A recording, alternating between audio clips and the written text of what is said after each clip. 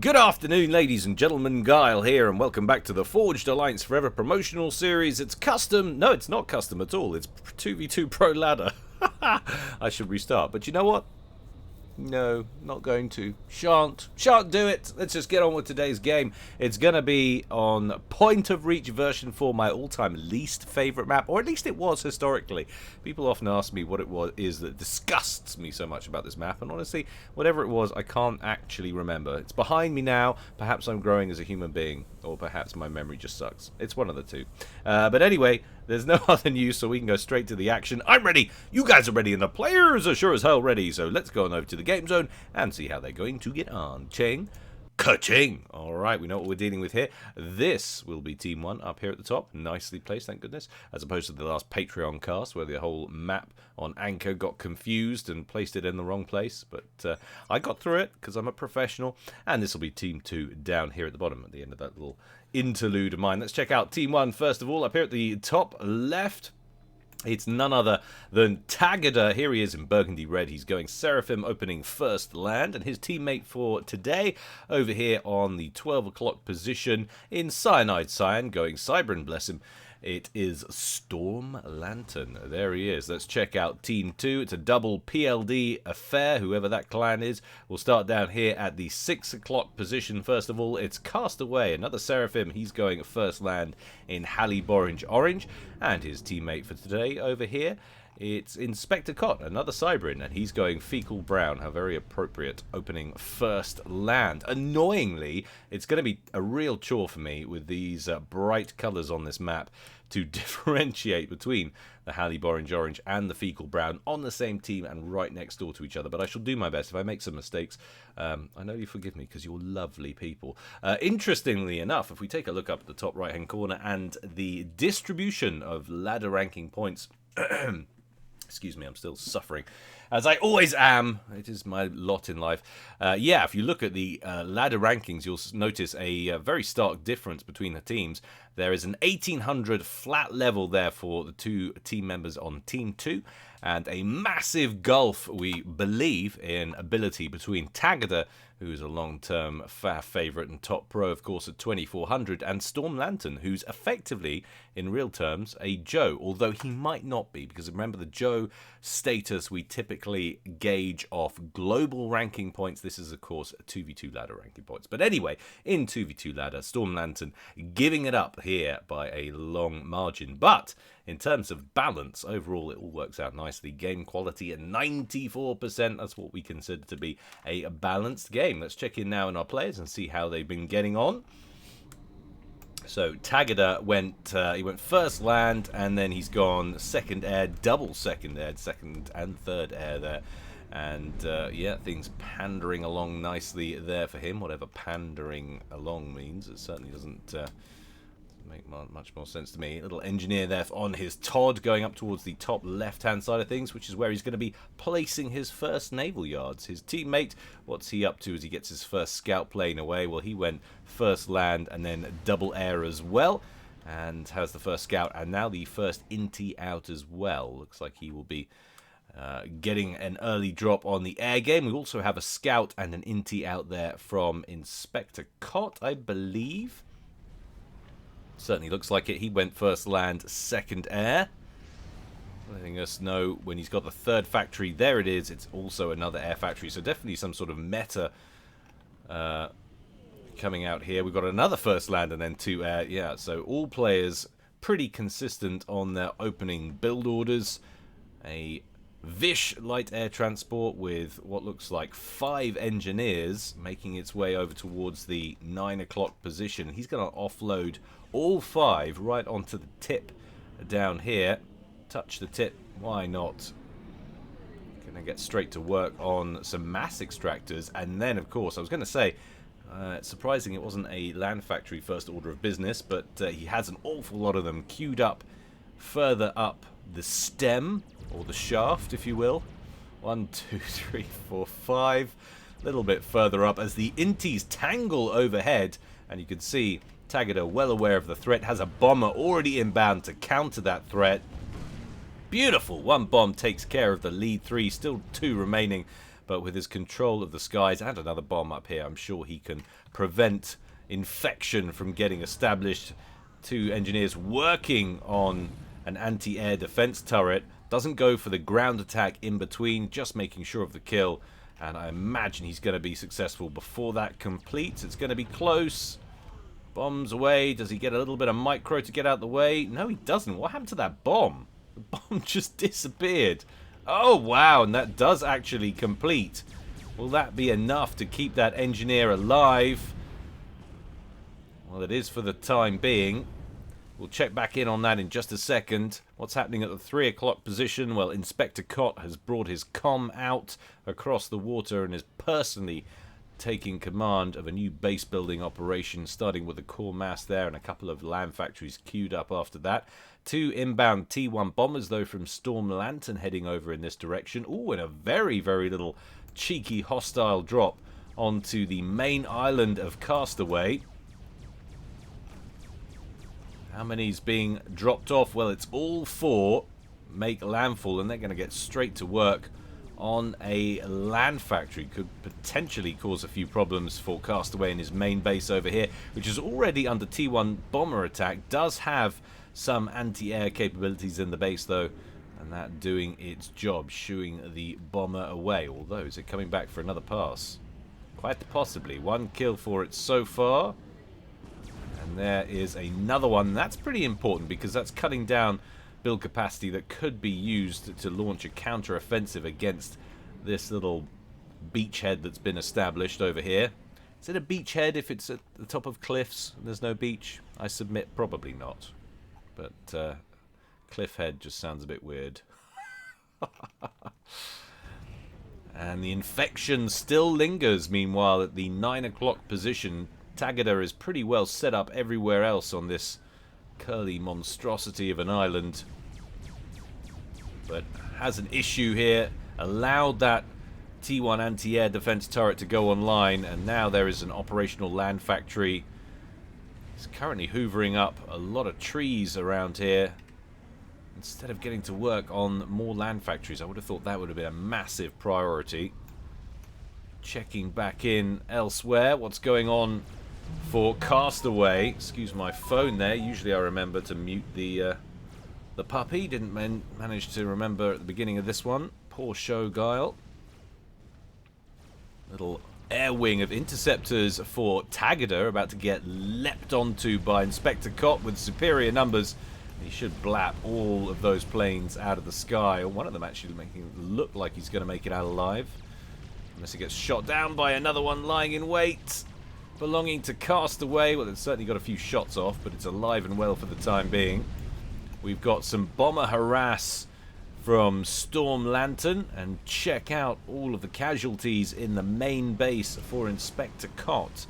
Looks like a couple of potential T1 P-Gens and certainly a few engineers have died in that. And that bomber has 11 kills to its name. It's about to get shot down, but it's certainly paid for itself. Make no mistake, that was a missed opportunity. Some nice lined up engineers there, but it hung a left to go after this engineer, and he does actually snag that as well, to be fair. So not all that much of a wasted maneuver in the grand scheme of things. We're starting to see Navy materialize. We can see a few frigates out in the central channels there for both Inspector Cott and Storm Lantern.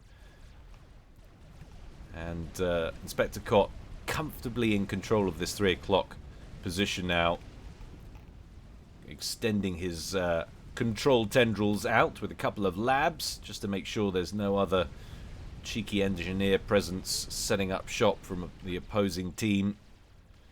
But no, that all seems to be good. And Castaway, we saw him pull his comm out a moment ago when Tagada was getting set up here, and he's brought his comm all the way up to threaten Tagada's forward base over here. But Tagada's also got his commander at this forward base, so it's going to be a limited amount he can do unless he gets really aggressive and crosses over and goes after the main base as well to try and afford some payback for what's going on here. And this must be a major annoyance to Castaway. I'm wondering if he's going to see some solid assistance soon from his teammate trying to burn Tagada out of this position, because right now this is not actually looking very good for Team 2. Lots and lots of T1 right at the front of the main base of Castaway, and he's even got some point defense covering the choke point a little bit further back. This is a major commitment by Tagada, so he'll want to use his investment here to cause as much distraction and as much impediment to Castaway as possible. But check this out. We've had a counter drop, which I've actually completely missed characteristically. And it's coming from Inspector Cott. He's got 4 land factories at the cliffs here. So make no mistake, Tagada's got his own problems. And this is the northwestern island. This is the main base for Tagada. So it is not all plain sailing. And not only that, Castaway has done exactly what I mentioned earlier. And he's crossed the channel with his commander and is now potentially in a position to threaten the main base as well. So Tagada could be in a spot of bother here. Hasn't got control, anywhere near control of the 9 o'clock position. Major threats on his main base island. They do have air control over the top of that commander though, so Castaway needs to be careful here. He can of course dip into the water at any time. And there we have it. Starting to see some T2 gunships arrive on the scene. I'm wondering if that is at all a result of Castaway's appearance in such an aggressive manner over on Tagada's main island. Quite possibly.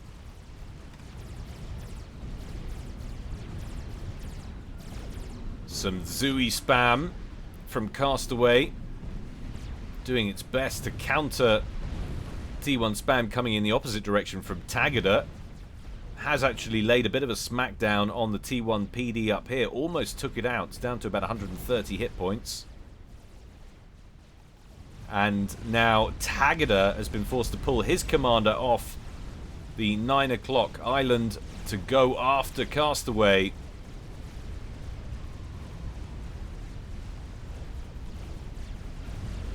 Zooies have crossed over, and look at that. 3 defunct Seraphim shipyards there. Derelicts. Used to belong to Tagada, but they are now well and truly burnt out. And look at what's going on over here. So Inspector Cott actually comfortably in control of 2 islands. Has got a little bit of a frigate issue from Storm Lantern, but he has his own vessels in play as well. 3 more frigates about to show up.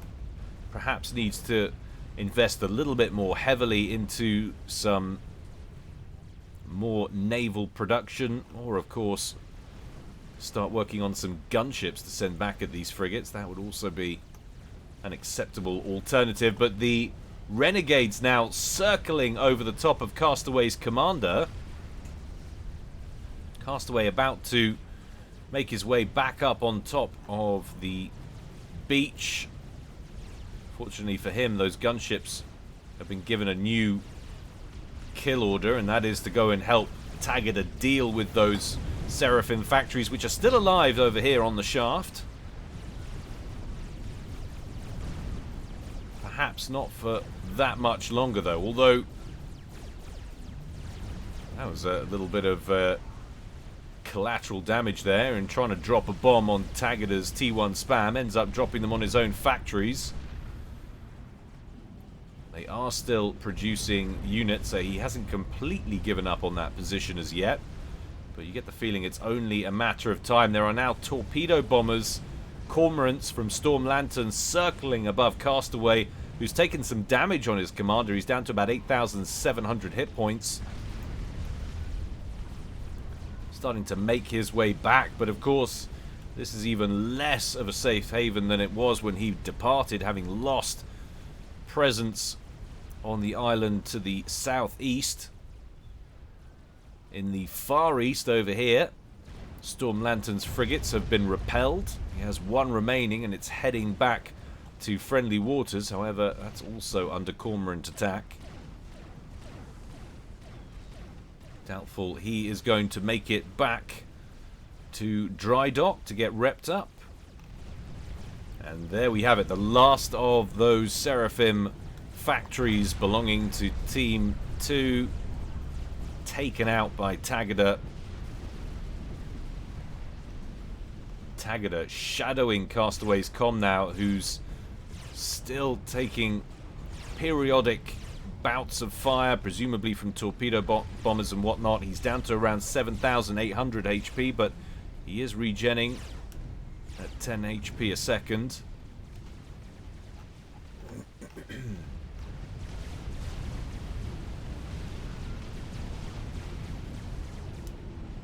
Massive air presence from Team 1 over here, although the interceptors that are running escort for these gunships for Storm Lantern, they are bingo on fuel.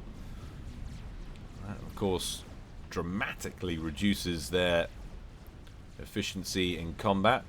It's a unique feature of SOCCOM, that somehow the planes with no fuel still manage to fly. They must have some kind of anti-grav thing going on that's nothing to do with their actual fuel reserves.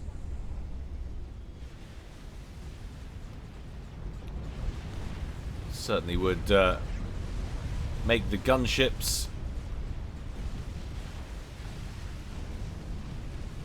look a little bit more like something that was realistically attainable. And now they switch up to go after the naval yard over here. Currently not producing anything, doesn't last long at all. Nice little drop from Tagada right on the beach of the main base there belonging to Castaway. Castaway instantly sends attack orders to some of his spam that's been situated further to the north, trying to repel attacks coming from that direction. And Tagada has actually parked a small flotilla of frigates down here. What's happening up at the top? Inspector Cot having some success against Storm Lantern. This is absolutely crucial. Tagada seems to be on the warpath right now against Castaway. They failed to evict him from the main island, and he is now circling with his vessels down here and dropping occasionally onto the beach. So Inspector Cot ideally will want to be crushing Storm Lantern as quickly as possible to try and launch a new front over here. But it's certainly all to play for. Let's do a little bit of a frigate count here. Inspector Cot has a lot, 34 frigates. Tagada at 13. That's a massive difference. Tagada having some power issues there that he needs to get sorted out. Storm Lantern just getting pinged there, or pinging himself. I guess he's donated a T2 engineer over to Tagada, either to give him cyber and tech or just to get an extra helping hand. But Castaway needs to be very careful there as he gets out of the water to rebuild a mechs right on the beach there, but promptly gets some inbound fire as gunships fly overhead. It didn't look like that was actually targeted for him. That looked like just bad luck. A little bit of unfortunate timing. Happened to pop his head out of the water just as they were flying past.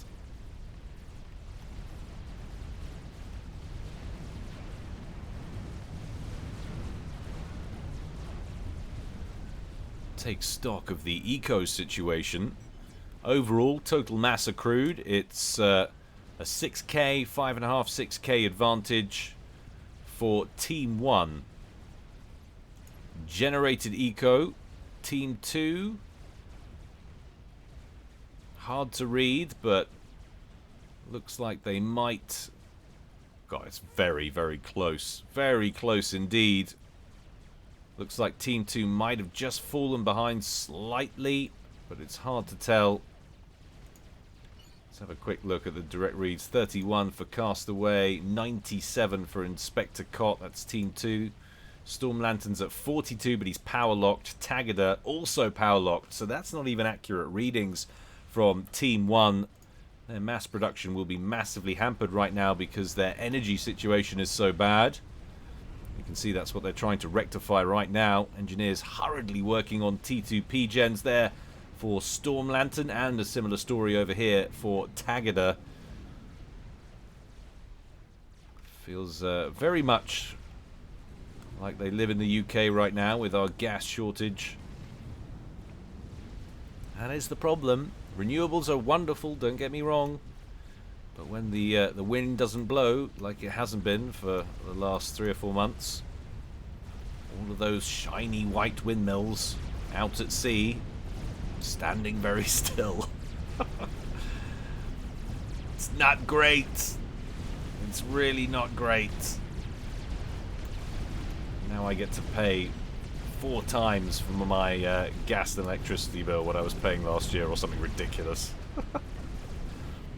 Hey ho, welcome to the 21st century. Human race kept breeding and now there's too many of us and all the problems that come with that. Inties over here taking some fire. Inspector Cop just getting hammered a little bit as he flies over a bunch of Sky Slammers belonging to Storm Lantern. And now we're getting some real broad Navy numbers amassing for both teams in the middle, both belonging to one player on each team. Inspector Cott there with his 45 frigates and 28 there for Tagada. But in terms of what's sitting in the middle, it's not that far off. That's similar numbers. Inspector Cott has an awful lot situated out here still. Tagada's naval yards situated much closer to the front, more risky of course for their long-term protection, but ultimately allows you to reinforce quicker. And he has got T2 naval tech now. That's important. Have we got a transition for Inspector Cott? Yes we do, and he's hurriedly working away on a cruiser there. About 2/3 done, maybe a little bit more. Some Corsairs for Inspector Cott lurking over here, looking for vulnerable targets. Where is Castaway's comm? He's finally made it back to safer territory. And incidentally, while I was nattering away about gas and wind turbines, we finally did see a solid move from Castaway, and he routed what was left. Or I say routed, it's not really a rout if they don't make it off the island, is it? He incinerated Tagada's forces, what was left. So he's finally in control of his main island once again. One Corsair left for Inspector Cott over here in the far west, with just 5 hit points remaining. Another group of T1 Inties. Bang out of fuel. Now, where are we in terms of T3 tech? Is there anything on the way? Has he got 2? No, that is the HQ there. I thought for a minute he had 2 HQs. That would have been curiouser and curiouser, Alice. Still happy to sit at T2 tech for the time being, which is perfectly fine. No one pushing in that direction. So no one forcing another team to go there either. Inspector Cott moving in, would love to deny Navy from Tagada, but I'm not sure he's got anywhere near the firepower in the region to do it. Has got more vessels over here, but we're starting to see more vessels move out from Storm Lantern as well. So unable to curtail this position and overrun it. He now has 2 fronts to worry about. Silver lining, of course, for them. Castaway set up nicely on his main island, but he is giving up some 20 to 30 mass from his mirror opponent up here, Storm Lantern. So it has a team. Team 1 just comfortably ahead, and you can see that in the totals there. 218, 220 versus the sort of 190 area for Team 2. For newcomers, incidentally, if you're looking at those spikes and wondering why that's happening, the spikes momentarily reading the extra reclaim that's coming in. Feature of Supreme Commander, of course. You can capitalize off the destruction of your own units and, of course, your opponent's units. Wrecks, in this case, on the sea, sinking to the bottom, are then reclaimable for certain portions of mass from engineers, which is why you see all of these engineers roaming around the map, searching for more mass. You can see they're on patrol here. That's why this island looks relatively bald, because it's been closely shaved. You just get the feeling the longer this goes on now, it's going to play more and more into Team 1's favor. They would have wanted to shut down Tagada early, and they are still harassing him over here, but not being able to do that, they would have settled for a nice quick overrun of Storm Lantern, but neither has been achieved, and it is now Team 2's Navy which is in full retreat, yielding the center ground to Team 1. Precipitated in no small part, I'm sure, by the amount of destroyers that he's got in here, that extra damage and HP presence in the center. We do have some T2 vessels as well for Inspector Cott over here. Definitely needs to keep that cruiser safe if he can and utilize its extra range. That will be a primary target if those Seraphim destroyers ever get in range. Air wing for Inspector Cott, flying overhead, going straight after the landed planes over here for Storm Lantern, who take off in an emergency maneuver. That looks like it might be a good engage there for Team 2. Inspector Cott managing to get in behind those fighters of Storm Lantern. Extra casualties sustained. That's never a position you want to find yourself in. But then they drift over the top of one of Tagada's cruisers, which evens out the engagement somewhat to actually a little bit of a dead heat there. And having overextended a little bit, gotten too close to the shipyards of Inspector Cott without having the firepower to just steamroll in, Tagada feints back and then re-engages.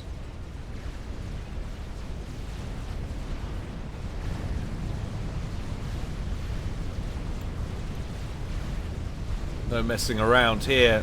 Destroyers sailing straight up the channel, taking huge amounts of damage though. Could lose 3 or 4 destroyers, maybe more in this engagement. Inspector Cott getting his frigates in front, which is absolutely how you should be playing it if you can. Keep those higher value ships further back. But he has lost a Salem.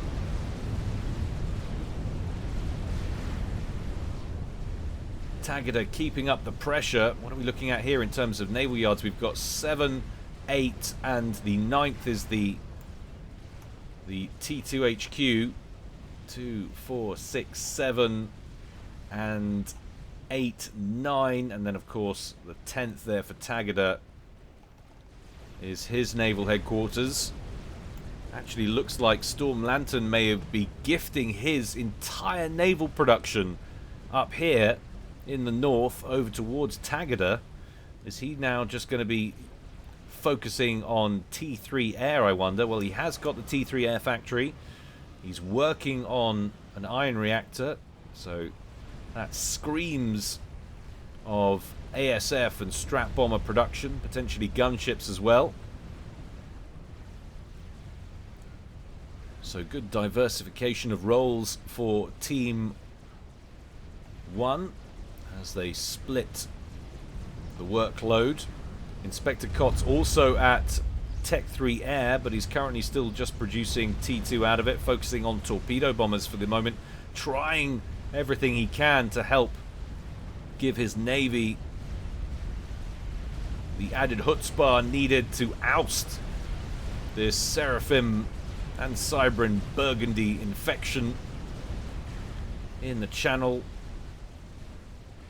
It's like a pustulous eardrum.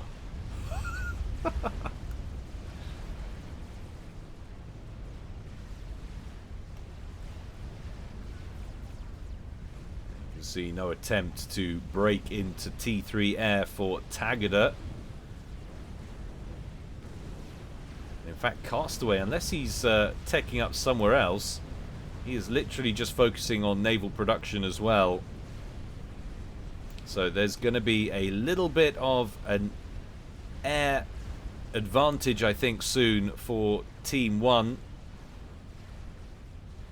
Tagada single-handedly holding Inspector Cott at bay on the naval side of things, and now we're going to have T3 aerial firepower brought to bear as well.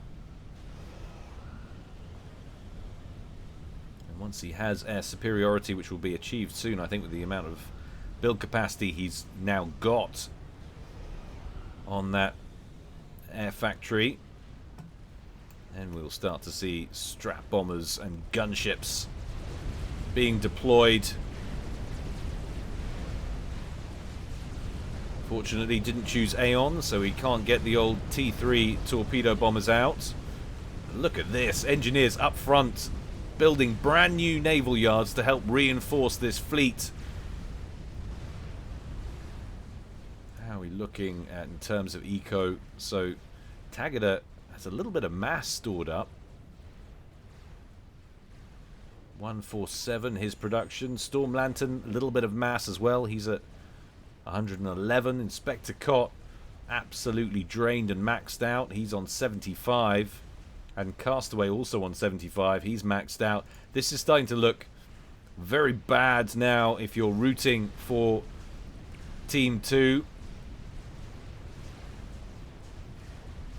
They are being out-ecoed, out-produced, and look at this. This is your absolute worst nightmare for unchallenged Seraphim cruisers sitting off the coastline, just launching missile after missile after missile.